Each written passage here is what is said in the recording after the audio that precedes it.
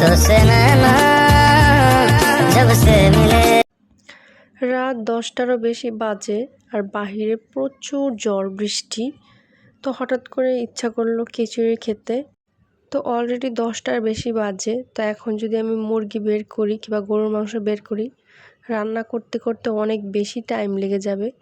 সেই জন্য শর্টকাট খিচুড়ির সাথে যা রান্না করা যায় সেটাই করছি। কালো জিরার পাউডার ছিল ঘরে, আর চিলি ফ্লেক্স হচ্ছে বানিয়ে রাখি সবসময় ভর্তার জন্য। তো এদিকে ডিম ভাজি করে ফেলতেছি, যেহেতু ডাল খিচুড়ি, সো ডিম ভাজি আর ভর্তা দিয়ে খুব মজা করে খাওয়া যাবে। তো আমরা দুইজন মানুষ, খুব বেশি রান্না করিনি, অল্প একটু রান্না করেছি যেন একবেলায় শেষ হয়ে যায়। খিচুড়িতে এই রসুন, আস্তে আস্তে রসুনটা আমার খুব বেশি ভালো লাগে।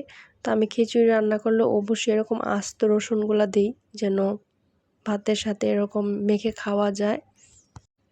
আর ভর্তাটাও ছিল খুবই ঝাল ঝাল, খুব ভালো লাগছিল। আর আলহামদুলিল্লাহ যে যখন ইচ্ছা করে যেটা সেটাই হচ্ছে রান্না করে খেতে পারি, এই জন্য আল্লাহর কাছে অনেক বেশি শুকরিয়া আদায় করি, আলহামদুলিল্লাহ।